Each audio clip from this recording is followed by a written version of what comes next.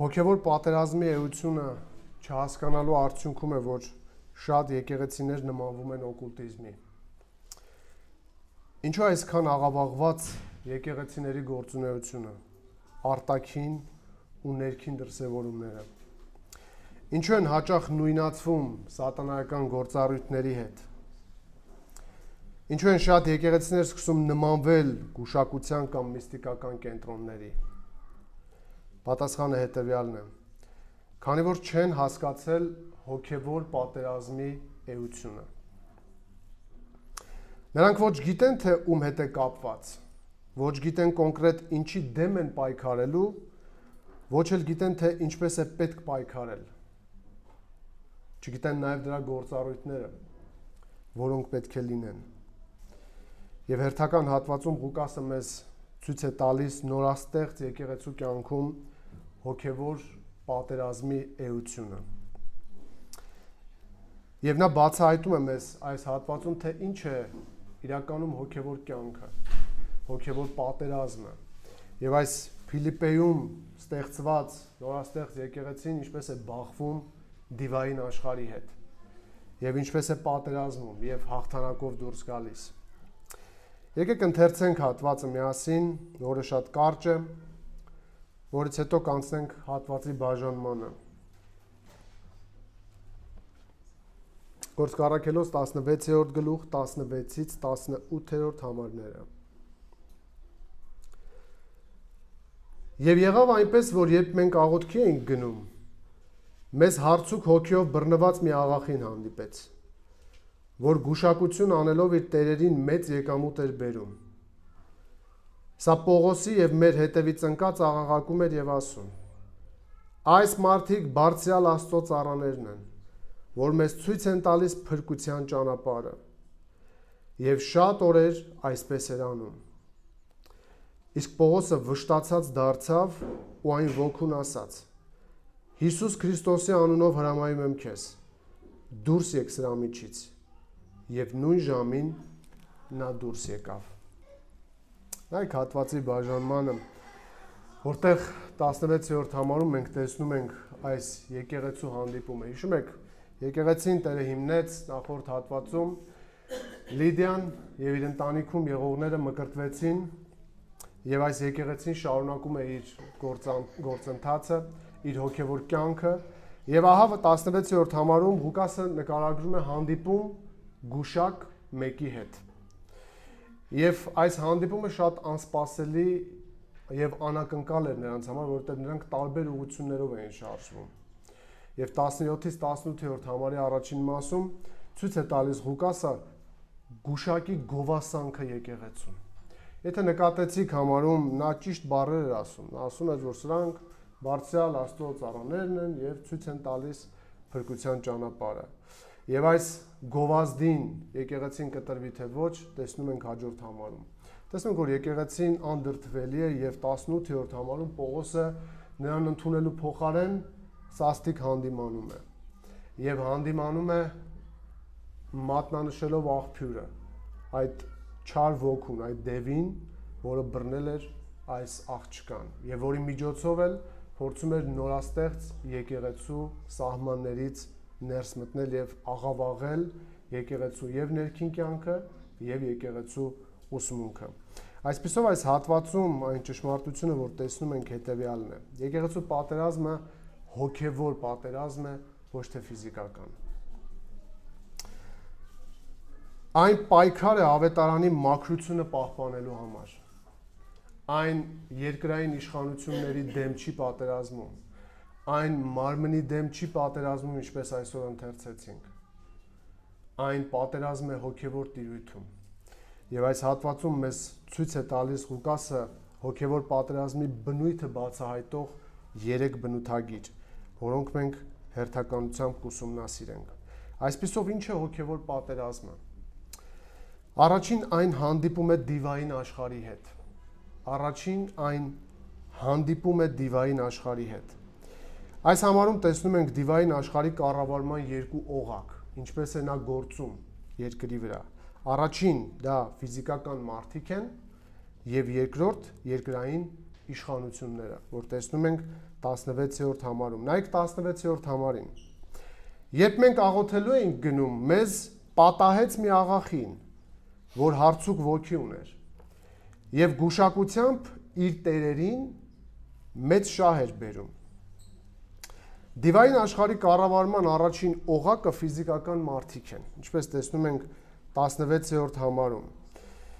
Գրված է պատահեց մեզ, այս բառը ցույց է տալիս չնախատեսված հանդիպում, անակնկալ հանդիպում, ավելի այն իմաստով է օգտագործած, որ դեմ հանդիման դուրս եկավ նրանց։ Նրանց ուղղությունները տարբեր էին, քանի որ նրանց նպատակներն են տարբեր։ Այս մարդը եկեղեցու հետ չի եղել, եկեղեցու մեջ չի եղել։ Գրված է, որ եկեղեցին գնում էր աղոթքի, համարի սկզբում։ Բառացի գրված է աղոթքի վայր։ Այստեղ գրված է աղոթելու էինք գնում, բայց հունարենում գրված է աղոթքի վայր, պարզապես նրա համար, որ գիտեք Փիլիպպեում չկային սինագոգներ, ինչպես անցած անգամ խոսեցինք, եւ այդ գետի մոտ հավաքվում էին եւ միասին իրենց հոգեվոր զրույցները եւ աղոթքներն էին անում։ Այս համարից պարզ է դառնում, որ նրանք գնում էին հենց այդ վայրը, որտեղ աղոթում եւ խոսում էին, կամ ուրիշ խոսքով իրենց պաշտամունքի վայր, որտեղ որ Լիդիան դարձի եկավ։ Տեսնում ենք, որ եկեղեցին ուներ կանոնավոր ընթացք, նրանք գնում էին աղոթքի։ Նա հարատևում էր հոգևոր կյանքում եւ կարգապահ էր, ահա թե ով է պատահում նրանց։ Մի աղախին, որ երիտասարդ աղջիկ էր, ծառայող։ Նայեք այս նկարին։ Համարում ասում է, որ այս աղախին օժտված էր մի հատուկ կարողությամբ, այս դեպքում հարցուկ ոգով։ Բառացի գրված է գուշակողի ոգի, հունարեն պյութոն, պյութոնի ոգի։ Այս արտահայտությունը գալիս է հունական դիցաբանությունից, պիթոն օց է, որը պահպանում էր դելփյան պատգամախոսին։ Պյութոնը այդ շրջանի անունն էր, որտեղ գտնվում էր Դելֆիի կենտրոնը։ Այն հունական մարգարեական կամ մարգարեության կենտրոն էր։ Ինչպես այսօր կան շատ պյութոնի նորից հոգուց ներշնչված մարգարեական դպրոցներ, այնինչ մենք Աստվածաշնչում նման բաներ չենք տեսնում։ Այս պաշտամունքը տարածված էր ողջ հելլենական աշխարհում եւ բացի Դելֆիից ուներ տաճարներ բազմաթիվ ուրիշ լեռների վրա։ Պյութոնը պաշտվում էր որպես իմաստության եւ պայծառատեսության հոգի եւ հսկայական օց էր, որը նաեւ Պառնաս լեռան պահակն էր, ըստ իրենց պատմության։ Երբ Ապոլոնը Օլիմպոսից իջավ պայծառատեսության պաշտամունքը երկրի վրա հաստատելու, այսինքն այս Դելֆիի կենտրոնը, նա սպանեց այդ օծին, ըստ իրենց ավանդության, եւ թողեց նրա մարմինը քայքայվի արևի տակ։ Պյութոն նշանակում է նաեւ փտել։ Դելֆիի պաշտամունքում կային նաեւ մարգարեուհիներ, որոնք երբեմն պատասխանում են նաեւ փակ բերանով։ Ձայնը գալիս էր իրենց որովայնի միջից։ Դրա համար էլ նրանց նաեւ անվանում էին որովայնախոսներ։ Հեթանոսության մեջ օծը պաշտամունքի առարկա էր, քանի որ այն իմաստության եւ մարգարեության հոգին էր։ Իսկ հрьяաների համար ինչ էր օծը։ Կռապաշտության նշան։ Հիմա արդեն կարող եք պատկերացնել նույն Փիլիպպեում հավաքված հрьяաներն ինչպես կվերաբերվեին օծի պաշտամունքին եւ հեթանոսներն ինչպես կվերաբերվեին դրան։ Պողոսը լավ գիտեր նրանց մտածելակերպը, եւ Փիլիպպեում կային եւ հрьяաներ, եւ հեթանոսներ, որոնք ունեին տարբեր հավատալիքներ։ Պողոսի եւ այս աղախնու հանդիպումը վերածվում է քրիստոնյա եւ հույն մարգարեների պայքարի կարծես, ինչպես նաեւ հարուցյալ Հիսուսի եւ Ապոլոնի մրցակցությանը։ Իրականում այս աղջիկը կապ ուներ դևերի հետ, որոնք հնարավոր է կարողանում էին կանխագուշակել ապագան մարդկանց։ Ինչ էր ասում Սուրբ Գիրքը սրա մասին երկրորդ օրինաց գրքում 18-րդ գլուխ 9-ից 14-րդ համարում այսպես էր Տերը պատվիրում այս առնչությամբ. Երբ մտնես քո Տեր Աստծո տված երկիրը, չհետևես այդ ազգերի գարշելի սովորույթներին։ Ձեր մեջ չպիտի գտնվի իր տղային կամ աղջկան կրակից անցկացնող կամ կախարդությամբ զբաղվող, գուշակող ու հմայող եւ կամ հավահմա, կամ կախարդ, կամ վհուկ, կամ բախտասաց, կամ ոգեհարցուկ, որովհետեւ այս բոլոր բաներով զբաղվողը գարշելի է Տիրոջ աչքին։ Եվ այդպիսի գարշելի բաների պատճառով քո Տեր Աստվածը նրանց հալածում է քո առջևից։ Քո Տեր Աստծո առջև կատարյալ պետք է լինես, որովհետև այն ազգերը, որոնց դու տիրելու ես, լսում են գուշակներին եւ կախարդներին, բայց քեզ քո Տեր Աստվածը այդպես անելու հրաման չի տալիս։ Այսպիսով սա զազրելի եւ սատանայական պաշտամունք է, որը արգելված է Տիրոջ կողմից, եւ խնդրում եմ ուշադիր, ոչ թե այն պատճառով, որ այն իրական չէ, այլ քանի որ գարշելի է, դավաճանություն է Տիրոջը եւ այն պաշտամունք է սատանային։ Պողոսը այս մասին Կորինթացիս նամակում 10-րդ գլխում 20-21-րդ համարում ցույց է տալիս, որ անհամատեղելի են Աստծուն պաշտամունքը եւ դևերին ուղված պաշտամունքը։ Ասում է այնին չեթանոսները զոհաբերում են դևերին են մատուցում եւ ոչ թե Աստծուն։ Իսկ ես չեմ ուզում, որ դուք դևերին հաղորդակից լինեք։ Չեք կարող եւ Տիրոջ բաժակը խմել եւ դևերի բաժակը։ Չեք կարող հաղորդվել եւ Տիրոջ սեղանից եւ դևերի սեղանից։ Այսպիսով մենք գործ ունենք մի աղախնու հետ, ով դիվային աշխարհի ներկայացուցիչ է, այն երիտասարդը եւ նա ուղիղ կապի մեջ է դիվային աշխարհի հետ։ Ղուկաս այս աղախնու առնչությամբ օգտագործում է գուշակություն բառը։ Եվ այս բառի ներկա ժամանակաձևը մարգարեանալ երբեք չի օգտագործվում Աստվածաշնչում Աստծո մարգարեների առնչությամբ, որը շատ կարևոր է։ Եվ միայն այստեղ է հանդիպում նոր կտակարանում։ Այսինքն այն ինչով որ զբաղվում էր այս աղախինը, դա բացարձակ կապ չուներ աստվածային ներշնչանքի հետ, որով որ ազդվում էին մարգարեները, ինչպես որ խոսում էին մարգարեները։ Ստացվում է, որ այս աղախինը ուղիղ կերպով դիվային հոգուց բռնված եւ առաջնորդվող մեկն է։ Այս նկարագրությունները բոլոր ժամանակներին է վերաբերվում։ Լսեք ցանկը, պարզապես տեղեկանալու համար։ Ինչերն են այս կատեգորիայի մեջ մտնում։ Գուշակություն եւ ապագայի կանխատեսում,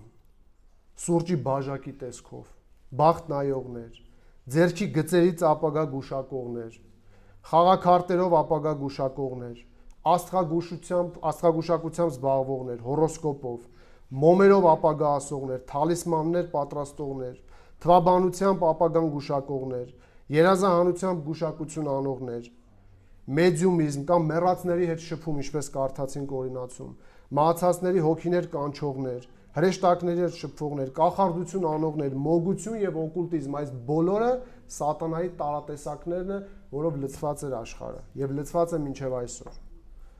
Կաբալան, ովքեր որ լսել են, շատ քրիստոնյաներ եմ տեսել, նույնիսկ YouTube-յան այդ կաբալայի էջերին են հետևում,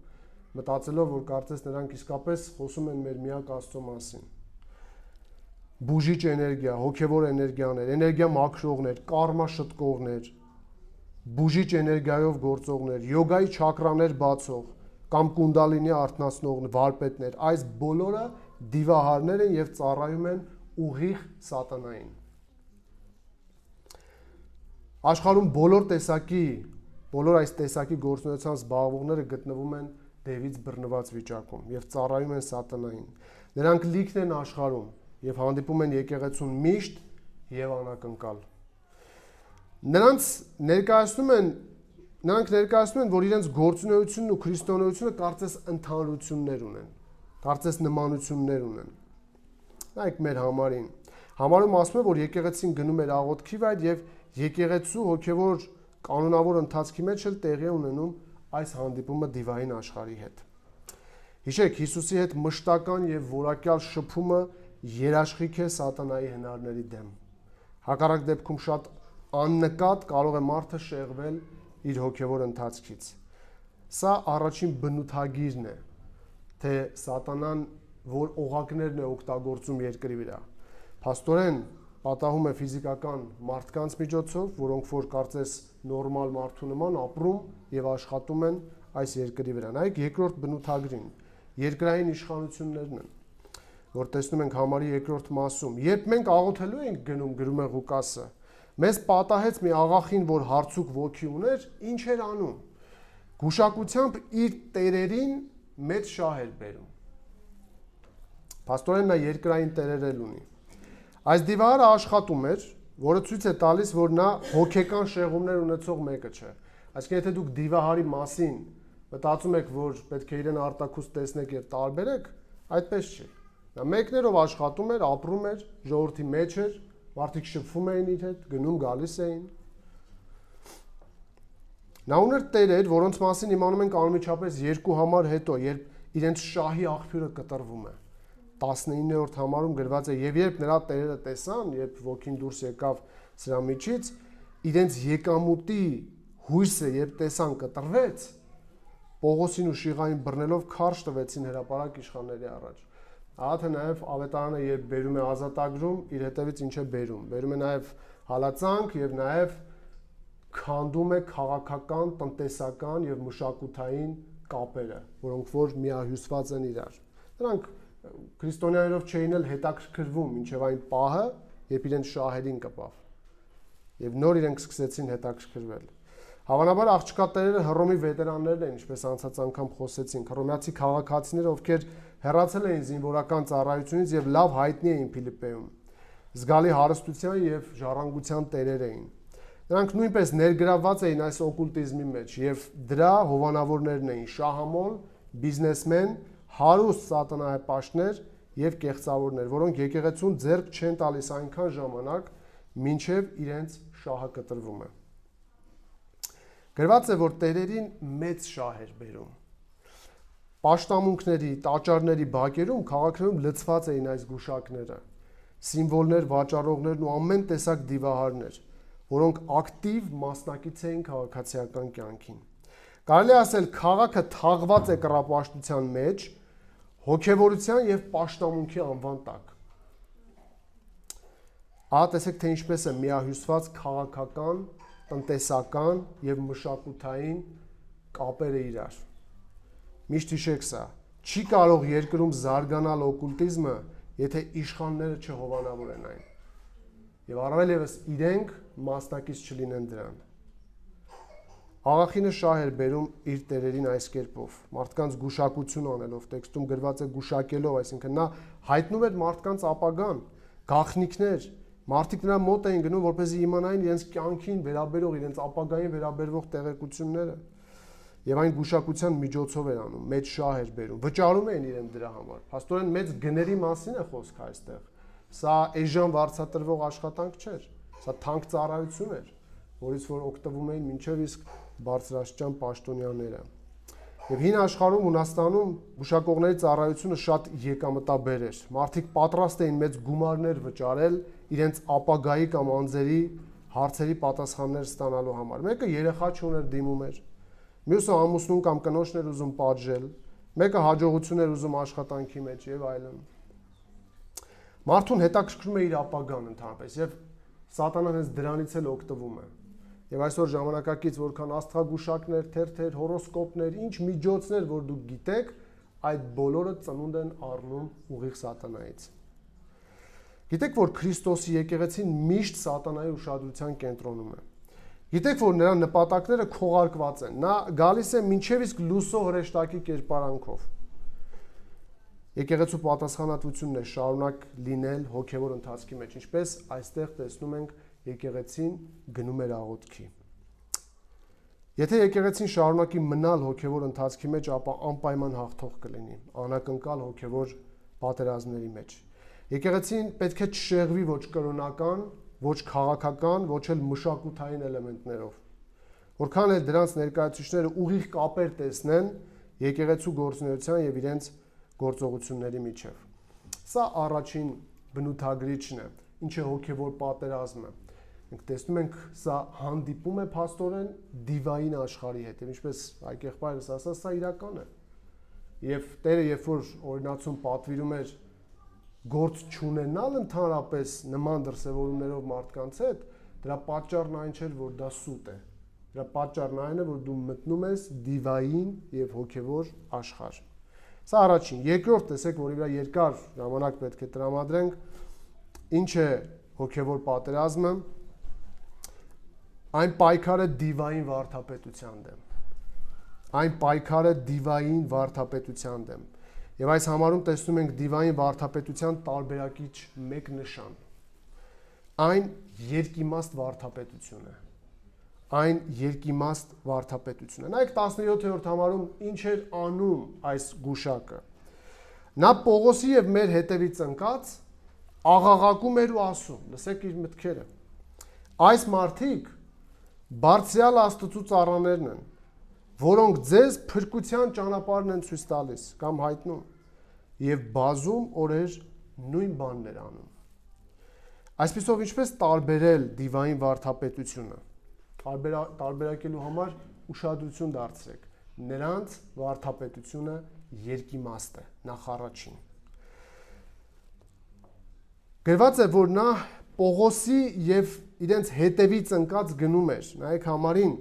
այս հետևից ընկած արտահայտությունը բառացի նշանակում է հետևել ինչ-որ մեկին, հետքերով գնալ կամ մոտիկից հետևել նրան։ Նա եկեղեցու հետքերով էր գնում, նա շատ մոտ էր եկեղեցուն եւ շարունակ պահպանում էր հեռավորություն։ Բնականաբար իրեն եւ եկեղեցուն նայողները տեսնում էին գրեթե համատեղ ընթացք։ Ինչպես որ Պողոսն ու իր խումբն էին, նա էլ նրանց հետևից ընկած որոշ հեռավորությամբ գնում էր ըստ Ղուկասի նկարագրության։ Եվ այս նկարագրության պարզ է դառնում, որ նրանք դեռևս ոչ բացահայտ խոսքով, բայց գործով մերժում են գուշակին արդեն, քանի որ նա հետևից ընկած է գալիս եւ ոչ իրենց հետ։ Եկեղեցում այսքան մոտ ընթացքը միթե աննպատակ է։ Ինչ է ուզում անել այս դևը։ Թաքնված ինչ նպատակներ է հետապնդում։ Այդ ինչպես է եղել, որ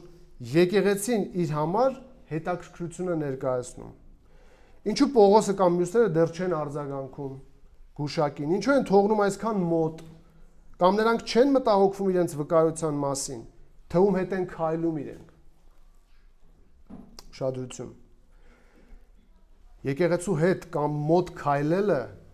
նայողների համար ստեղծում է նույնության եւ իրար ընդունելու տպավորություն։ Երբ իրար մոտ են, երբ իրար հետ են, դա ստեղծում է համաձայնության տպավորություն։ Ինչպես եթե դուք օրինակ տեսնեք երկու տարբեր հարամանությունների հովիվներ, օրինակ մորմոնների հովիվը եւ ավետարանական եկեղեցիներից մեկի հովիվ, կողք կողքի նույն տեղում, նույն ընթացքի մեջ, առաջին հայացքից մտածելու եք, որ նրանք համակարծիք են իրար հետ։ Ամոսի մարգարեությունում Տերն ասում է՝ միթե երկուսով միասին կգնան, եթե համաձայնված չլինեն։ Այսինքն, եթե իրար հետ են, դա արդեն առաջին կարծես նշանն է, որ համաձայն են, բայց արդյոք առաքյալը համաձայն է կամ եկեղեցին, իհարկե ոչ, եւ շուտով կբացահայտի դա։ Խնդրում եմ ուշադրի լսեք, այստեղ սատանայի նպատակն է նույնանալ, նմանվել եւ ընդունվել եկեղեցու կողմից, դառնալ ընդունելի եւ եկեղեցու կողմից եւ շրջապատի։ Քաղաքի բնակիչներն իրեն ընդունում էին որպես գուշակ, ճիշտ է, նախորդ համարում ասած։ Դա բացահայտ մասնագիտություն էր։ Սակայն այստեղ հարցն այլ է, որը շատ շուտով կտեսնեք նրա խոսքերի մեջ։ Նա այսպիսով եկեղեցուն հետևելով հետապնդում է ընդունելություն եւ վայ այն եկեղեցուն, որը կընդունի նրան իր գործելակերպով միասին։ Պողոսը մերժեց այս սատանայական փորձը, որով գուշակությունը փորձում էր միախառնվել ավետարանին եւ նմանեցնել եկեղեցին աշխարհի գործունեությանը։ Սա հիշեք, սատանան ուզում էր այնպես անել, որ ճշմարիտ ավետարանը նույնացվի մոլորեցնող գուշակության հետ։ Այնպիսի խոսքերով, որոնք ճշմարտանման էին, բայց ծագումն ու գործելակերպը սատանայական։ Ինչու է եկեղեցին աստիճանաբար նմանվում աշխարհին։ Այդ ինչպես է լինում այդ կապը։ Եկեղեցին պետք է զգոն լինի, արթուն լինի, քանի որ եկեղեցու հետ լինել, նրա հետ քայլել, նրանից չմերժվելը ստեղծում է նույնության ընկալում, ստեղծում է ընդունելության տպավորություն։ Գիտեք, հեշտ է տարբերել առյուծին, երբ շուրջ բոլորը գառներ են։ Իսկ երբ բոլորը գառներ են, դժվար է հասկանալ դրանցից որ մեկն է առյուծ։ Քանի որ նա գառան տեսքով է այդտեղ։ Սատանան պոզու պոչով չի գալիս, որ մարդիկ հեշտ կարողանան տարբերել։ Ինքը պետք է ընտրի քողարկված տարբերակ։ Այսպես էլ դիվային աշխարհի ներկայացուցիչներ, այսպես եկեղեցու հետևից ընկած են եւ դառնում են նույնիսկ անդամ, բայց փառք Աստծո, որ Պողոսի խմբում նա հետևում է դեռ եւ նրանց մեջ չի եւ շուտով կհեռանա ընդհանրապես այս համայնքից։ Հիմա ամենակարևորին ուշադրություն։ Տեսեք նրա երկիմաստ վարդապետության բովանդակությունը։ Ինչ է աղաղակում։ Այս մարդիկ բարձրյալ Աստծու ծառաներն են, որոնք ձեզ փրկության ճանապարհն են հայտնում։ Նա աղաղակում էր, քրածո բառն է իմպերֆեկտով գրված, նշանակում է բղավել շարունակաբար։ Նա անընդհատ նույն բանն էր անում, ինչպես 18-րդ համարն էլ է ասում։ Իսկ ինչ է գոռում, ինչի մասին։ Ինչով է մտահոգված։ Այստեղից նա սկսում է բացահայտվել ավելի ակնհայտ։ Նա գովում է Պողոսի խմբին։ Ուրիշ խոսքերով եկեղեցուն։ Զարմանալի է, բայց սա գովասանք է եկեղեցուն սատանայի կողմից։ Սա անվճար գովազդ է Փիլիպպեի եկեղեցուն, բայց իրականում անվճար չէ։ Քանի որ եթե գովազդն իր գործը կատարի, հետո եկեղեցին չափից մեծ պետք է վճարի դրա համար։ Նայեք տեքստին, գուշակն ասում է, որ այս մարդիկ բարձրյալ Աստծո ծառաներն են։ Բարձրյալ Աստված Տիտղոսը գործածվում էր Աստվածաշնչում մոտ 50 անգամ, որպես Իսրայելի Աստվածը, որը հրյաների համար պարզից էլ պարզ է, որ խոսքը միակ Աստծո եւ Եհովայի մասին է։ Մի քանի համար կարդամ պարզապես, որ դուք հասկանաք լսարանն ինչպես էր արձագանքում այս երկիմաստ մտքին։ Հրյաներ, հեթանոսներ, հրյաների համար բարձրյալ Աստված արտահայտությունը, իրենք նկատի ունեն դրանով իրենց Աստված։ Օրինակ Ծննդոց 14:18-ից 22-ում գրված է այսպես. Սաղեմի թագավոր Մելքիսեդեկը հաց ու գինի բերեց, նա բարձրյալ Աստծո քահանան էր։ Օրհնեց նրան ու ասաց. օրհնյալ լինի Աբրամը, երկնքի եւ երկրի արարիչ բարձրյալ Աստծուց, կրկին նույնը,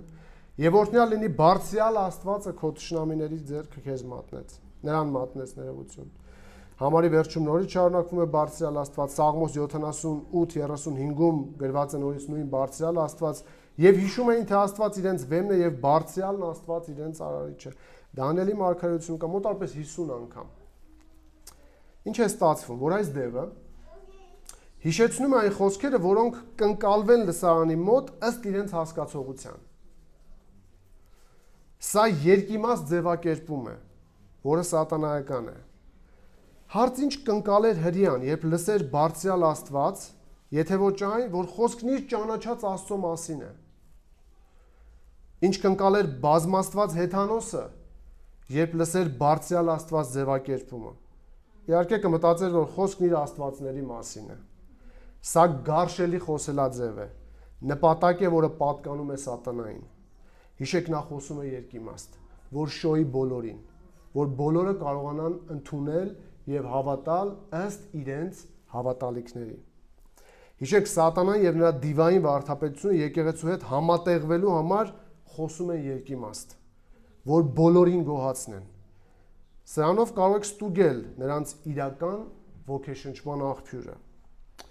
Նա գործածում է ձևակերպումներ, որոնք ընդունելի են բոլորին։ Այդ պահին իր լսարանում եղող բոլոր մարդիկ կարող էին ընդունել այդ ձևակերպումը, որովհետև հեթանոսը կնայր կասեր իսկապես, որ նրանք բարձրյալ Աստծո ծառաներ են, հրյաներն էլ կընդունեին, որ իսկապես բարձրյալ Աստծո ծառան։ Եվ ինչ կլիներ արդյունքում։ Արդյունքում ինքը կնույնացվեր Պողոսի եւ խմբի հետ։ Կդառնային որպես գործընկերներ։ Կընկալվեր, որ ավետարանը, քրիստոնեությունը եւ օկուլտիզմը դա նույնն է,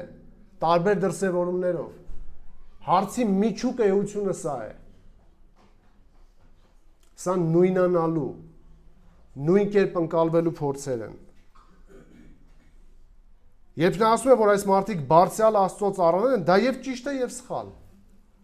Ճիշտ է, քանի որ նրանք իսկապես բարձրյալ Աստծո ծառաներն են, սուտ է, քանի որ սատանան դա նկատի չունի։ Նա այս հայտարարությամբ չի պատրաստում մարդկանց ավետարանն ընդունելու, չէ՞ որ նա հոգիների թշնամին է։ Նա սրանք ասելով շողոքորթում եւ մուտք է ուզում ապահովել եկեղեցի, որ ժողովրդի կողմից ընկալվի, որ այնինչ որ դու տարիներով արել ես եւ այս մարդիկ ինչ որ եկել անում են, դա նույնն է։ Դա նույնը չէ։ Եկեղեցին պետք է խիստ տարբերվի դրանից։ Տեսեք ինչ է գրում Մեթյու Հենին այս առիթով։ Ինչպես էր նա անում։ Ենթադրվում է, որ այս աղախինը ցանկանում էր ավելի մեծ վստահություն ձեռք բերել իր եւ իր մարգարեությունների նկատմամբ,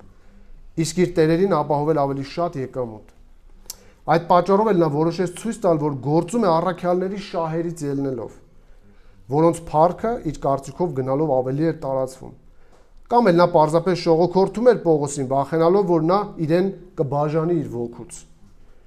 Ենթադրվում է նաև, որ սատանան, որը կարող էր ներկայանալ որպես լույսի հրեշտակ կամ լուսո հրեշտակ եւ խոսել ինչ-որ բան սեփական շարից ելնելով, ցանկանում էր այդ կերպ անարգել առաքյալներին։ Կարծես թե Աստծո մարգարեներին կարելի էր դասել սատանայի գուշակների հետ միևնույն շարքին։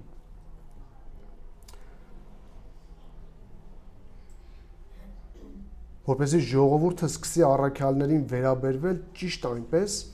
ինչպես սովոր էր վերաբերվել այդ գուշակին։ Սա նաև հեղինակազրկում է։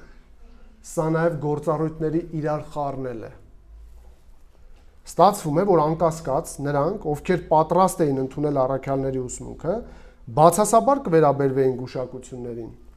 եւ կանխագուշակություններին։ Գուշակի խոսքերն այլևս չէին ընդունվի մարդկանց կողմից։ Այդ պատճառով էլ նա խոսում է երկիմաստ, որ շահի բոլորին, մոլորեցնի բոլորին եւ բոլորը մնան իրենց հավատալիքներով եւ շարունակել ապրեն կուրության մեջ։ Միթե այսօր նույնը չէ։ Լեփլեցուն դահլիճներ եւ եկեղեցի, որոնք հավատում են ինչպես ուզում են։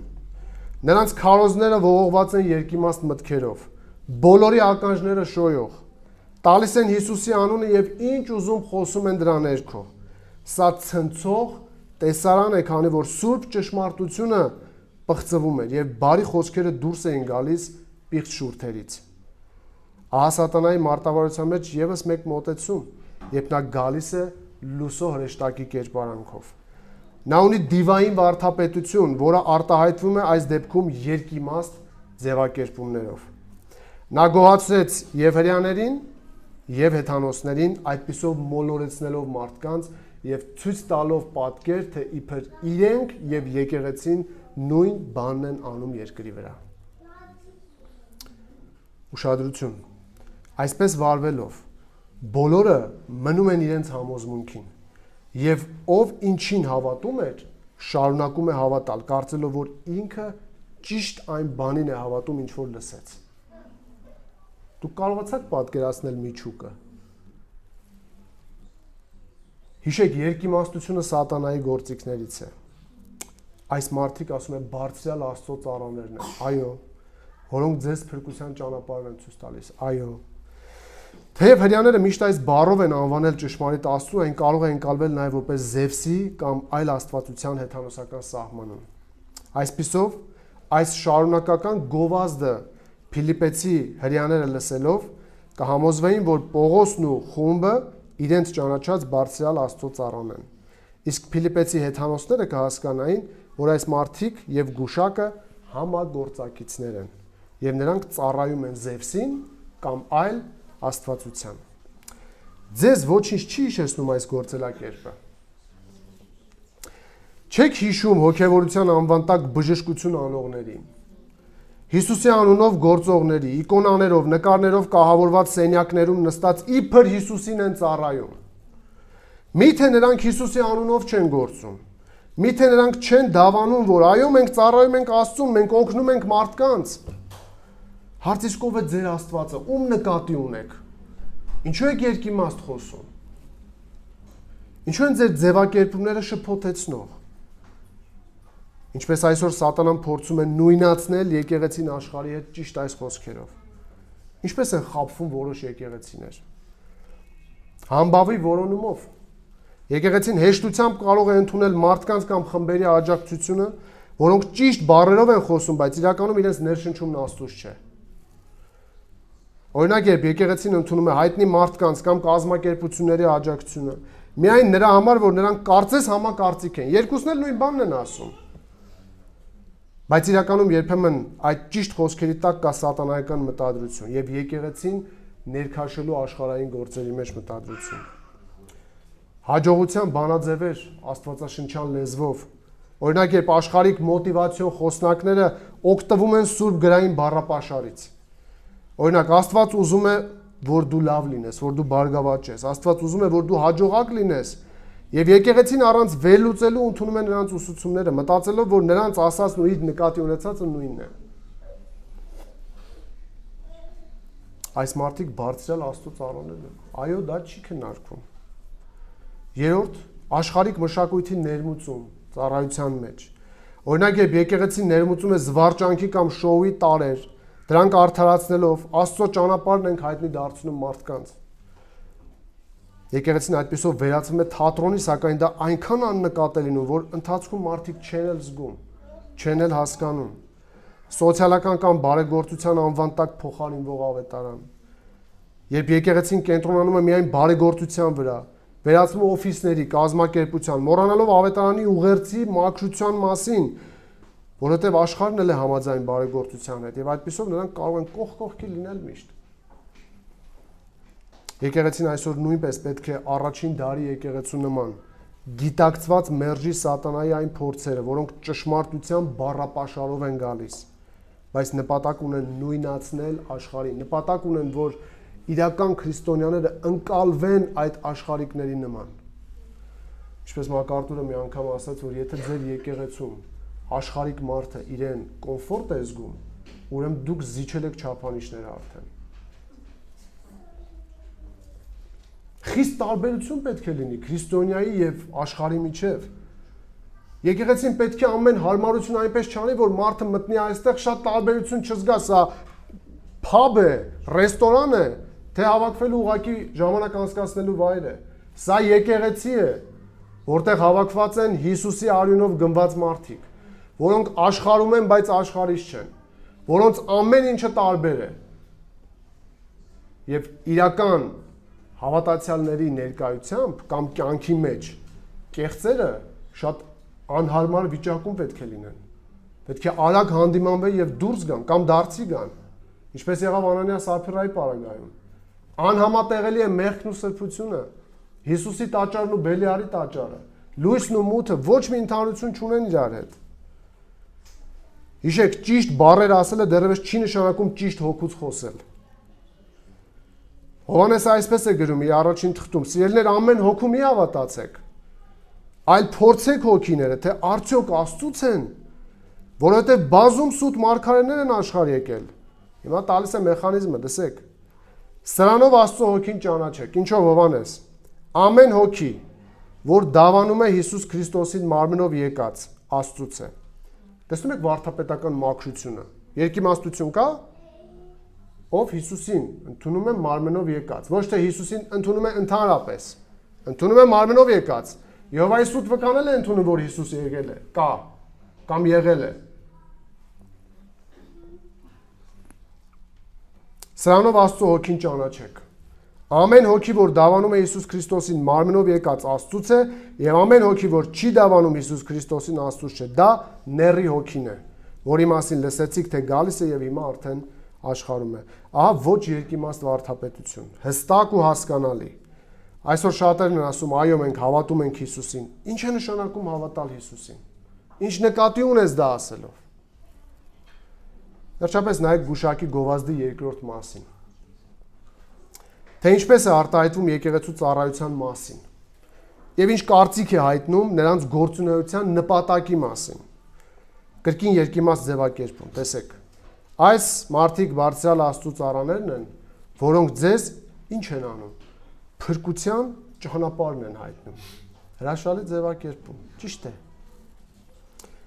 Սա աներևակայելի պղծություն է, որը կարող է անել միայն սատանան եւ նրանով մոլորվածները ու նրան ինքնակամ ծառայողները։ Կրկին նա ասում է ճիշտը, բայց մոլորեցնելու միտումով։ Իսկ Պողոսի համբերությունն էլ մոտենում է ավարտին։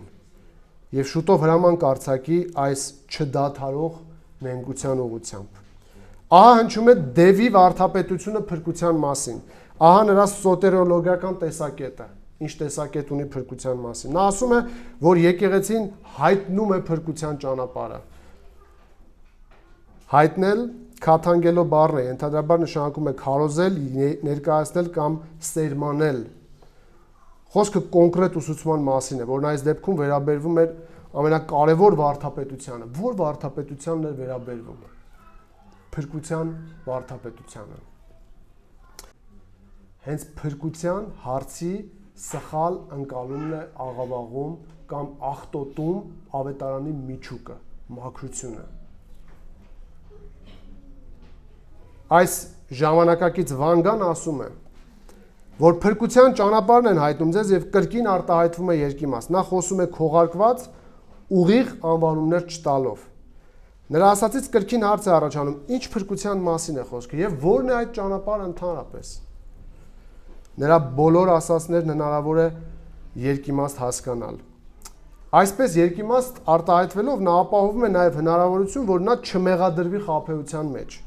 Քանի որ ով ինչ ուզի կարող է հասկանալ փրկության մասին, որ տարբերակ ասենք, ասես ես դա նկատի ունեի։ Չկողմնորոշված հավատացյալներ կան երկրի վրա։ Տեսել եք, որ իրենք ինչ որ պնդումներ գիտեն, բայց երբ որ հարցնում ես պնդումը բացատրել, իրենք չեն կարողանում։ Կուզես այսպես կհամոզես, կուզես այսպես կհամոզես, որովհետև չգիտեն, հիմք չունեն։ Գիտեն ինչ որ երկիմաստ պնդումներ։ Հենց այսպիսի երկիմաստությամբ կառուցված մտքերով են ժամանակակից գուշակները խաբում մարդկանց, ասելով ընդհանրական ձևակերպումներ։ Ոնց էլ լինի կյանքում, հուսամ դրանից հետո զղջացել դարձեք, եկե, ինչ որ տես թերթերում կամ հորոսկոպներ եւ այլն կարդացած կլինեք ինչ որ 1-2 անգամ։ Նկատել եք, որ բոլորն ընդհանրական ձևակերպումներ են, որ ամեն մարդ կարող է կարդալ եւ իրեն այդտեղ կարող է տեսնել։ Գոնե 10-ից 8-ը կհամընկնի։ Տեսեք Կալվինն ինչ է գրում այս հատվածի վերաբերյալ։ Սատանան երկու եղանակ ունի ավետարանի վրա հարձակվելու համար։ Երբեմն նա օգտվում է կոպիտ ուժից, երբեմն էլ խաբեությամբ մտնում է վստահության մեջ։ Եվ նրա ստի տեսակը նույնպես երկակի է։ Կամ նա կեղծ ուսմունքներով եւ կոպիտ սնահավատություններով խեղաթյուրում է Աստծո խոսքը, կամ խորամանկորեն ձևացնելով խոսքի բարեկամ մտնում է ամբոխի մեջ։ Կարծես ստորգետնյա անցումով։ Ավելին, թշնամին ամենավտանգավորն է այն ժամանակ գրում է նա, երբ վերափոխվում է լույսի հրեշտակի։ Մենք տեսնում ենք ինչին էր ուղված Պողոսին եւ նրա ուղեկիցներին ուղված նրբագեղ գովասանքը։ Այն է, քանի որ սատանայի համար անհարմար էր բացահայտ պատերազմ վարել ավետարանի դեմ, նա գաղտնի հնարքներով փորձում է թուլացնել մարդկային հավատը։ Հիմա ուշադիր լսեք։ Եթե Պողոսը գրում է նա համաձայներ նրա վկայության հետ, այլևս տարբերություն չէր լինի Քրիստոսի փրկարար ուսմունքի եւ սատանայի խարդավանքների միջև։ Բարի լուրի լույսը կվերածվեր խաբեության եւ այդպիսով ամբողջովին կխամրեր։ Հարցի էությունը միջուկը սա է։ Այս բոլորն ուղված են նրան, որ եկեղեցին չհանդիմանի, ինքը մնա եւ ընկալվի որպես եկեղեցու մաս։ Երկուսն էլ նույն բանն են անում։ Բոլորս էլ նույն ասում ենք ծառայում, չեք լսել։ Մեր եղբայրն է, ինչու ես դատում։ Վստահ ես քո եղբայրն է։ Տեսնում եք ինչ եղանակով է սատանան աղավաղում ավետարանի ուղերձ իր երկիմաստ վարդապետությամբ։ Այսպիսով սատանայի նպատակն էր եկեղեցու հետ լինելով, նրանց եւ հանրությանը ճիշտ բառեր ասելով, նույնացվեր եկեղեցու հետ, ընկալվեր որպես նույնը եւ վերջ։ Մարդիկ այդպիսով պետք է հասկանային, որ եւ գուշակը եւ եկեղեցին նույնն են։ Համագործակցում են, այնինչ նրանք անհամատեղելի են, նրանք կապ չունեն իրար հետ, ոչ մի առումով։ Պողոսը գրում է. անհավատների հետ սերտ հարաբերություններ մի ունեցեք, խոսում է անհամատեղելիության մասին, լսեք։ Որովհետև արդարությունն անօրենության հետ ինչ կապ կարող է ունենալ։ Կամ լույսը խավարի հետ ինչ կապ կարող է ունենալ, Քրիստոսի եւ Բելիարի միջև ինչ համաձայնություն կարող է լինել, կամ հավատացյալի եւ անհավատի միջև ինչ հարաբերություն կարող է լինել, կամ Աստծո տաճարի եւ կուռքերի միջև ինչ ընդհանուր բան կա։ Դուք կենթանի Աստծո տաճար եք։ Ինչպես որ Աստված ասաց, նրանց մեջ պիտի բնակվեմ ու նրանց մեջ պիտի շրջեմ, նրանց Աստվածը պիտի լինեմ ու նրանք իմ ժողովուրդը։ Դրա համար նրանց միջից դուրս եկեք, հեռու մնացեք, ասում է Տերը, եւ պիղծ բանի մի դիպեք, եւ ես ձեզ կընդունեմ։ Միթե ամեն միտք, խնդրում եմ մտածեք, որ ճշմարտություն է հնչում, պետք է առանց վերլուծելու ընդունել։ Այսօր չեն սիրում մարդիկ վերլուծել, չեն սիրում ծանրաբեռնել ուղեղը։ Նույն անձի Facebook-յան էջում մեկ դիվային ուսմունք է, մեկ քրիստոնեական, բայց նա չի տարբերում։ Երբ խոսես, կասի ինչու ես եղբորս վիրավորում։ Իսկ դու մտածել ես ինչ է թաքնված նրա խոսքերի տակ, ումից է ներշնչված նա։ Միթե Քրիստոսի եկեղեցին կանչվել է վայելելու աշխարհի հավանությունը, թե պետք է մնա առանձնացված, նույնիսկ ճիշտ բառերով եկող աշխարհի ոգուց։ Ուշադրություն։ Դրա համար զանազանեք սիրելիներ սատանայի քողարկված ստերը, ճիշտ բառերի եւ հոգեվորության արտաքին ստեղծելու անվան տակ։ գուշակ, բուժող, Հիսուսի անուն տվող։ Ուշադիր լսեք եւ նայեք սլայդին, սա ձեզ համար եմ պատրաստել։ Խարիզմատական շարժման երկիմաստ արտահայտությունները, որոնք նույն ֆորմատով են հնչում։ Աստված ուզում է, որ դու հաջողակ լինես։ Լսել եք, լսում եք այսօր։ Կարելի է հասկանալ, թե հոգևոր հաջողություն, թե նյութական բարեկեցություն։ Ինչ է նշանակում Աստված ուզում է, որ դու հաջողակ լինես։ Կամ եթե հավատաս ամեն ինչ կլինի, ամեն ինչ հնարավոր է։ Չի պարզաբանվում, ինչ իմաստով ամեն ինչ։ Սա բացում է դուռ անհավասարակշիռ ակնկալիքների համար։ Կամ Աստված հիմա նոր բան է անում։ Շարունակ լսում ենք սա։ Չի ասվում նոր բանն ինչ է, ինչ հիմքով է, ըստ Սուրբ գրքի է թե ոչինչ չի ասում։ Նոր բան է անում։ Կամ քո խոսքերը ձևավորում են քո իրականությունը։ Սա մեդիտացիա է ավելի շատ։ Կարելի է ընկալել թե որպես աղոթքի զորություն, թե որպես մոգական մտածելակերպ։ Երկուսն էլ կարելի է հասկանալ։ Մի դիպչիր Տիրոջ օծյալին, օգտագործում է քննադատությունը լռեցնելու համար։ Նույնիսկ եթե խոսքը սխալ ուսմունքի մասին է։ Կամ Սուրբ Հոգին ինձ ասաց։ Չի հիմնավորվում Սուրբ գրքով, բայց ներկայացվում է որպես անվիճելի ճշմարտություն։ Կամ հիմա առանձնակի օրհնության ժամանակն է։ Կարելի է հասկանալ թե Աստծո ներգործության իրական ժամանակ, թե մարդկային մանիպուլյացիա, նվիրատվություններ հավաքելու համար։ Եվ վերջում շատ կային, ես այս մի քանիսն եմ գրել։ Վերցրու քո օծությունը։ Լսել եք։ Այսօր քո օծության օրն է։ Շրջվի կողքինիդ ասա։ Դուք չասեք։ Այն օծությունը, որ ստացել եք, ձեր մեջ է, եւ ձեզ ամեն ինչ կսովորեցնի։ Թե այս մտքից հետո յուրաքանչյուրն իր մտքում ինչ օծություն է վերցնելու, ես դա չգիտեմ, Աստված գիտի։ Ահա թե ինչ է նշանակում երկիմաստ վարդապետություն։ Ահա թե ինչ է նշանակում ճիշտ բառեր հնչեցնել, բայց համատեքստից ու պարզությունից զրկված։ Այո, սրանք իսկապես բարձրալ Աստծո ծառաներն էին։ Եվ իսկապես շուտով կտեսնես դու այդ Աստծո ուժն ու զորությունը քո անձի վրա։ Մեկնաբաններից մեկը գրում էր նաև, որ գուցե Պողոսը նաև խղճաց այս աղջկան, երիտասարդ, որ այսքան երիտասարդ ու արդեն փորձառու ծառա է սատանայի համար։ Ու փառք Աստծո, որ իր զորությամբ Աստված այս աղջկան էլ ազատեց, թեպետ չի նշվում իր մասին, թե ինչ եղավ։ Այսպիսով սա երկրորդն է, սա հիշեք, սա պատգամի առանցքն է, միջուկը։ Սա դիվային վարդապետության դեմ պայքար է, երբ որ մենք խոսում ենք։ Եվ նա իր վարդապետությունը այնպիսի ձևակերպումներով է բերում եկեղեցու մոտ, որ մնա եւ գործի եկեղեցու հետ, որ մարդիկ չկարողանան տարբերել եւ քույր ու եղբայր ընդունելով գնան կործանման։ Եվ վերջին, ինչ է հոգեվոր պատերազմը, նայեք, այն երկնային իշխանության կիրառումը, այն երկնային իշխանության կիրառումը։ Այս համարում տեսնում ենք երկնային իշխանության երկու ապացույց։ Առաջին այն Հիսուսի իշխանությունն է, եւ երկրորդ այն բերում է արդյունք։ Նայեք 18-րդ համարի երկրորդ մասին։ Իսկ Պողոսը զայրանալով դարձավ ու այդ ոգուն ասաց. Քեզ հրամայում եմ Հիսուս Քրիստոսի անունով, դրա միջից դուրս ել, եւ նույն ժամին դուրս ելավ։ Որն է երկնային իշխանության առաջին ապացույցը այստեղ։ Այն Հիսուսի իշխանությունն է։ Գրված է իսկ Պողոսը զայրանալով դարձավ ու այդ ոգուն ասաց. քեզ հրամայում եմ իմ անունով։ Այդպես է գրված։ Ոչ, հրամայում եմ Հիսուս Քրիստոսի անունով։ Հրամայում այս բառը հատկապես վերաբերում է ռազմական հրամանատարի հրամանի փոխանցմանը։ Ուշադրություն, սա ուղիղ իմաստով առաքելական իշխանության մասին է եւ տրված չէ եկեղեցու բոլոր անդամներին։ Պողոսը հանդիմանում է իշխանությամբ, քանի որ Հիսուսն այն տվել էր իր առաքյալներին։ Պողոսը հանդիմանում է իշխանությամբ, բայց ոչ սեփական,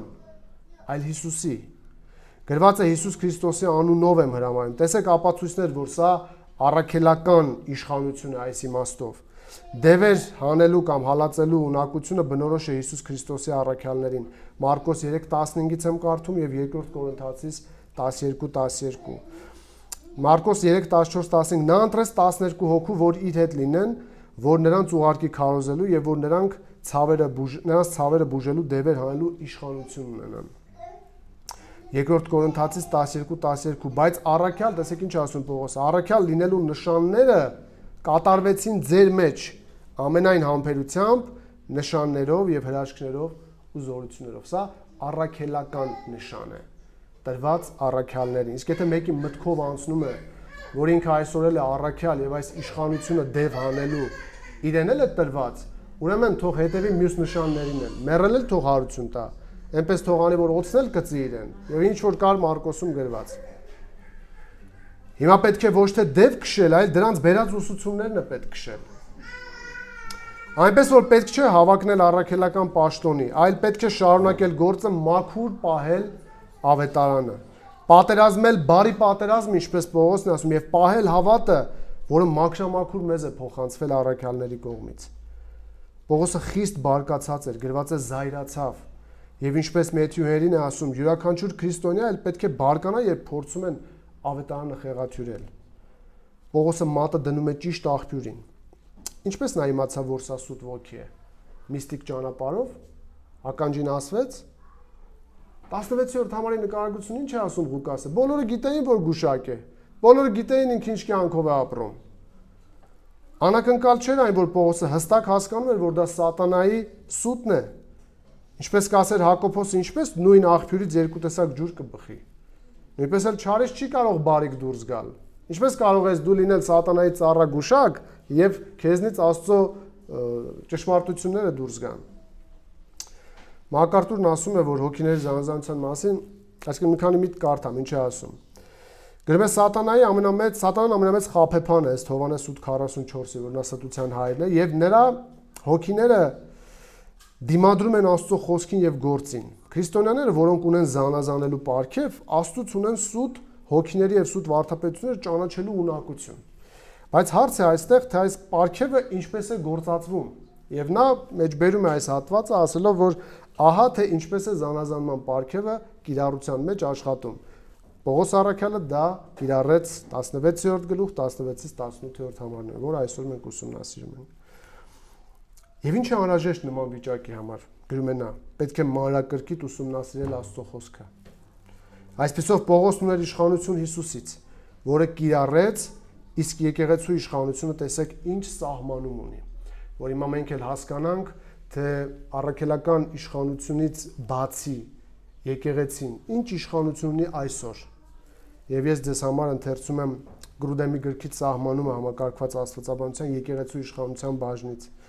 Գրուդեմը սահմանում է հետևյալ կերպ իշխանությունը։ Ասում է եկեղեցու իշխանությունը նրա Աստծուց տրված հեղինակությունն է հոգևոր պատերազմում գործելու, ավետարանը հռչակելու եւ եկեղեցու կարգապահական միջոցներ կիրառելու համար։ Ահա սա է եկեղեցու իշխանությունը։ Սա մեզ հիշեցնում է, որ ի տարբերություն բանակների եւ կառավարությունների կողմից հասարակության վրա գործածվող աշխարհիկ ազդեցության, եկեղեցու իշխանությունն ուղղակիորեն առնչվում է հոգևոր ոլորտի հետ։ Մեջբերման ավարտ։ Եկեղեցին պետք է չշեղվի հոգևոր ընթացքից որևէ պատրվակով եւ իր իշխանությունն արտահայտի ավետարանի քարոզչության եւ եկեղեցու ներսում կարգապահությունը ըստ Սուրբ գրքի ապահովելու համար։ Այսօր եկեղեցին պետք է իրեն տրված երկնային իշխանության սահմաններում գործի։ Հիշեք, եկեղեցուն տրված իշխանությունը Քրիստոսից է եւ այն արտահայտվում է հետեւյալ կերպ. քարոզել, պաշտպանել ավետարանը եւ պահպանել եկեղեցու ներքին մաքրությունը կարգապահական կիրառություններով։ Մի քանի կարճ բացատրություն պետք է ընթերցեմ, որպեսզի եկեղեցու այսօրվա իշխանության սահմանները ճիշտ ընկալենք, որը որ նորից վերցրել եմ Գրուդեմի համակարգված աստվածաբանության այս բաժնից եւ կուզեմ, որ ուշադիր լսեք, մանավանդ այս տողերն էլ շատ չարաշահված են երկնքի արքայության բանալիների մասին։ Արքայության բանալիները արտահայտությունը Աստվածաշնչում հանդիպում է միայն մեկ անգամ, Մատթեոս 16:19-ում։ Հիսուսն ասում է Պետրոսին եւ կտամ քեզ երկնքի արքայության բանալիները եւ ինչ որ երկրի վրա կապես, կապված կլինի երկնքում եւ ինչ որ արձակես երկրի վրա, արձակված կլինի երկնքում։ Ինչ է նշանակում երկնքի արքայության բանալիներ արտահայտությունը։ Նոր կտակարանի բոլոր մյուս հատվածներում բանալին միշտ ենթադրում է դուռ բացելու եւ որևէ տեղ կամ ոլորտ մուտք գործելու իշխանություն։ Հիսուսն ասում է, վայ ձեզ օրինապաշտներ, օրինականներ կան, որ վերցրել եք իմաստության բանալին, դուք ինքներդ չեք մտնում եւ մտնողներին էլ արգելում եք, Ղուկաս 11:52։ Բացի այդ Հիսուսն ասում է, ունեմ դժոխքի եւ մահվան ինչը։ Բանալիները հայտնություն 1:18, ենթադրելով, որ նա ունի այս ոլորտներ մտնելու եւ դուրս գալու իշխանություն։ Այսպիսով երկնքի արքայության բանալները առնվազն Քրիստոսի ավետարանը քարոզելու իշխանությունն է գրում է նա, եւ այդպիսով երկնքի արքայության դուռը բացելու եւ մարդկանց թույլ տալու այնտեղ մտնել իշխանությունն է։ Պետրոսն առաջին անգամ օգտագործեց այս իշխանությունը քարոզելով ավետարանը Պենտեկոստեի օրը։ Բայց մյուս առաքյալներին նույնպես տրվեց այդպիսի իշխանություն, առաջնային իմաստով։ Նրանք գրի առան ավետարանը նոր կտակարանի տեսքով, իսկ բոլոր հավատացյալներն ունեն այդպիսի բանալի երկրորդային իմաստով։ Քանի որ նրանք կարող են ավետարանը տանել այլ մարդկանց եւ այդպիսով բացել երկնքի արքայությունը նրանց համար, ովքեր կարող են ներս մտնել այնտեղ։ Սակայն կա արդյոք մեկ այլ իշխանություն, բացի նշվածից, որ Հիսուսը նկատի ունի երկնքի արքայության բանալներ արտահայտության մեջ։ Կան երկու գործոն, որոնք վկայում են, որ բանալների իշխանություն ներառում է նաև եկեղեցու ներսում կարգապահական միջոցներ կիրառելու իշխանությունը։ Բանալիներ բառի հոգնակի ձևը ենթադրում է մեկից ավելի դռների վրա իշխանություն։ Այսպիսով այստեղ խոսքը միայն արքայություն մտնելու մասին չէ, ենթադրվում է նաև, որ որոշակի իշխանություն արքայության ներսում Հիսուսն ավարտում է բանալիների մասին իր խոստումը կապելու եւ արձակելու հաստատմամբ, որը մոտ զուգահեռ է Մատթեոս 18-ում նրա խոսքերին, որտեղ կապելը եւ արձակելը նշանակում էր եկեղեցական կարգապահության միջոցների կիրառում։ Կապելն ու արձակելը սա եկեղեցու կարգապահական գործառույթներ իրականացնելուն է վերաբերվում, երբ եղբայրը մեղք է գործում եւ նա դարձի չի գալիս, իրեն հայտարարում են կապված կամ կապված այն իմաստով, որ երկինքը արդեն քեզ վերաբերվում է այդպես եւ եկեղեցին փոխանցում է պարզապես երկնային որոշումը։ Եկեղեցին չի որոշում, այլ եկեղեցին փոխանցում է երկնային որոշումը։ Եթե նրանց էլ չլսի, ասում է, ասա եկեղեցուն, իսկ եկեղեցուն էլ չլսի, թող քեզ համար լինի որպես հեթանոս մաքսավոր։ Ճշմարիտ եմ ասում ձեզ, ինչ որ կապեք երկրի վրա, այստեղ ասաց Հիսուսը։ Տեսնում եք, անմիջապես այդ կարգապահական հարցերից հետո կապված կլինի երկնքում եւ ինչ որ արձակեք երկրի վրա, արձակված կլինի երկնքում։ Կապելու եւ արձակելու այսպիսի ընկալումը համապատասխանում է Մատթեոս 19-ի համատեքստին, որտեղ եկեղեցի հիմնելու խոստումից հետո Հիսուս խոստանում է ոչ միայն արքայություն մտնելու իշխանություն տալ, այլ նաեւ որոշակի վարչական իշխանություն, որի միջոցով կարելի է կարգավորել այնտեղ մտած մարդկանց վարքը։ Եվ վերջացնում է այս խոսքերով. այսպիսով երկնքի արքայության բանալիները, որ Հիսուս խոստանում է Պետրոսին, ենթադրում են մարդկանց արքայություն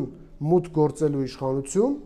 ավետարանի քարոզման միջոցով եւ այնտեղ մտնողների եկեղեցական կարգապահությունը վերահսկելու իշխանություն։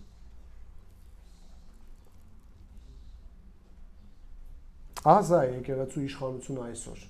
երբ մենք խոսում ենք եկեղեցու իշխանության մասին։ Հակառակ դեպքում այսօր շատ հեշտությամբ մարդիկ խաբվում են այդ դիվահալածների գովազդով, իբր իրենք նույն իշխանությունն ունեն, սուտ եք խոսում, այդ իշխանությունը Աստծուց չէ, այն հատուկ է եղել առաքելական շրջանում եւ եկեղեցու իշխանությունը արտահայտվում է այս գործառույթների մեջ, այնպես որ չենք քշում դև, այլ դիվային ուսմունք եւ եկեղեցու կարգապահության հարցերով ենք զբաղվում։ Տեսեք Հիսուսից տրված իշխանությունն ինչ արդյունք է ապահովում, վերադառնանք մեր տեքստին, ինչ արդյունք է ապահովում։ Իշխանության երկրորդ ապացույցը այն բերում է արդյունք, այն անպայման բերում է արդյունք։ Նայեք համարի վերջին մասին, եւ բազում օրեր նույն բաններ անում 18-ում գրված է, իսկ Պողոսը զայրանալով դարձավ ու այդ ոգուն ասաց. «Քեզ հրամայում եմ Հիսուս Քրիստոսի անունով դրա միջից դուրս ել», եւ նույն ժամին դուրս ելավ։ Եվ նույն ժամին դուրս եկավ։ Տեսնում եք արդյունքը։ Նախ փառք Տիրոջը իր բերած ազատագրման համար, եւ հետո փառք Տիրոջը, որ երբ կիրառվում են իր ասացները, նա անպայման ապահովում է արդյունք։ Դևը լքեց այս աղախնում։ Չի ասվում արդյոք այս աղախինը միացավ եկեղեցուն հետո թե ոչ, բայց ուրիշ տեղերում օրինակներ ունենք։ Հիշում եք Մարիամ Մագդաղենացին, որից 7 դև էր հանել Հիսուսը, հետո միացավ իրենց։ Գերգեսացի դիվահարը, գերեզմանոցում հանդիպեց։ Այսպեսով, երբ Հիսուս պատվիրում է եկեղեցուն գործածել իր տված իշխանությունը, Հիսուսն էլ գործում է այդտեղ։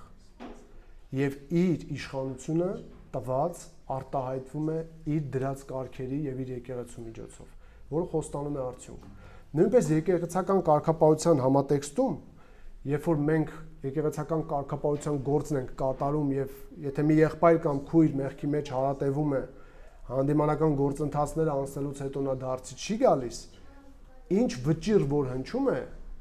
ըստ Մատթեոսի, Հիսուսը համաձայն է դրա հետ։ Ավելին ասեմ, Հիսուսն այդպես է սահմանել, դրա համար եկեղեցին այդպես է վարվում։ Եվ եթե վարվում է այդպես, պետք է վստահ լինի, որ երկինքը նույնն է ասում այդ որոշման մասին։ Եվ այն խոստանում է արդյունք։ Եվ արդյունքը կլինի կամ եղբոր կամ քրոջ դարձը, կամ եկեղեցուց հեռացումը,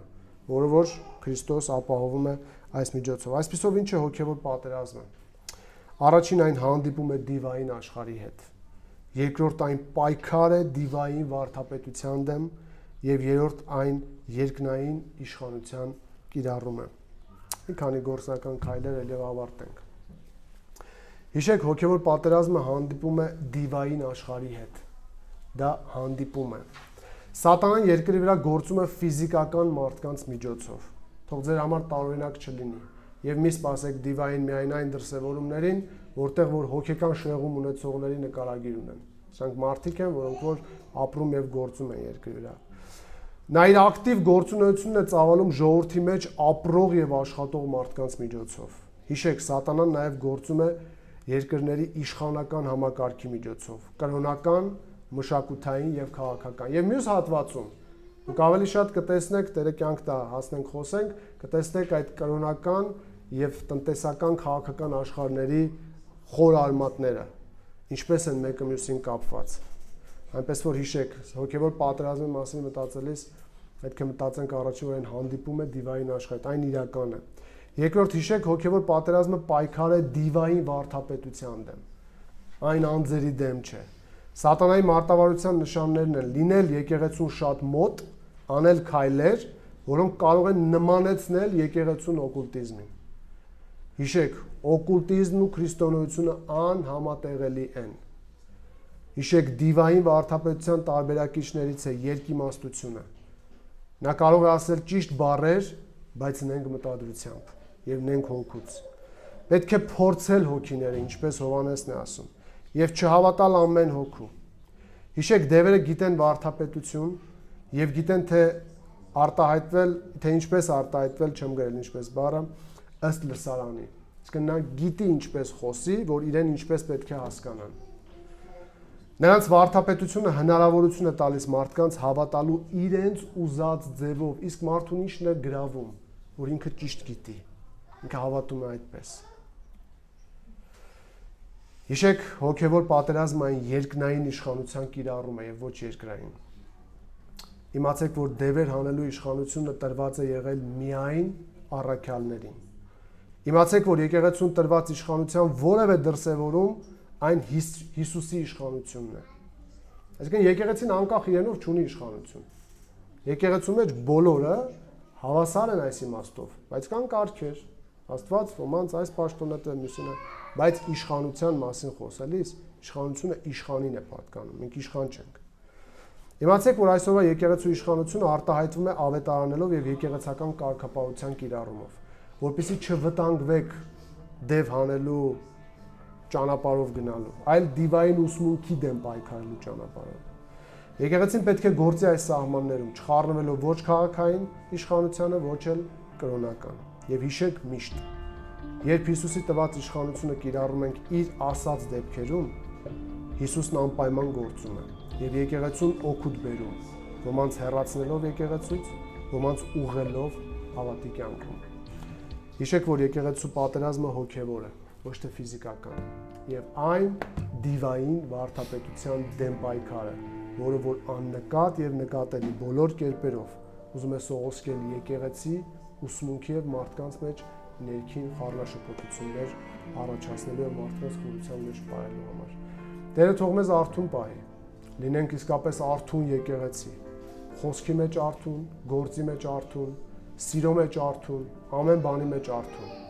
որպեսզի երբեք սատանայական գովազներին չտրվենք, այլ քննենք հոգիները, ինչպես Սուրբ Գիրքն է ասում։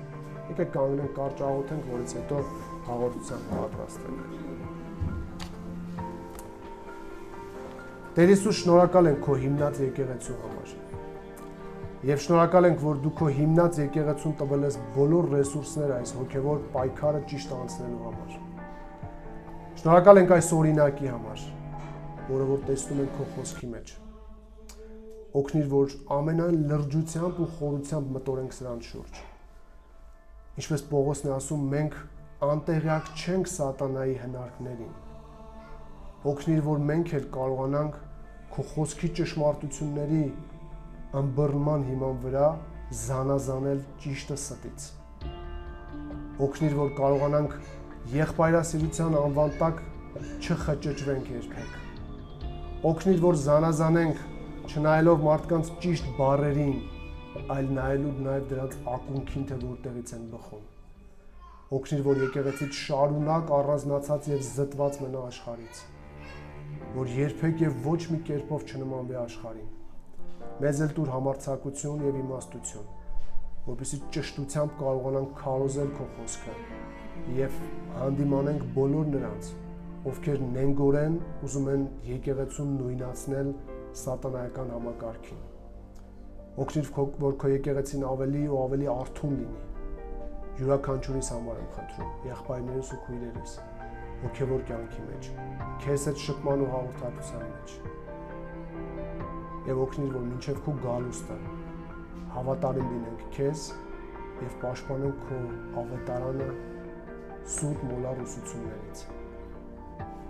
Օգնիր, որ օրեցօր ավելի աճենք ճշմարտության ընկալման մեջ եւ Պողոսի եւ մյուսների նման համարձակ քրիստոնյաներ լինենք, որոնք որ գործում են ոչ թե էմոցիայի, այլ ճշմարտության գիտակցությունից դրդված։ Փառք ես քո եկեղեցու համար,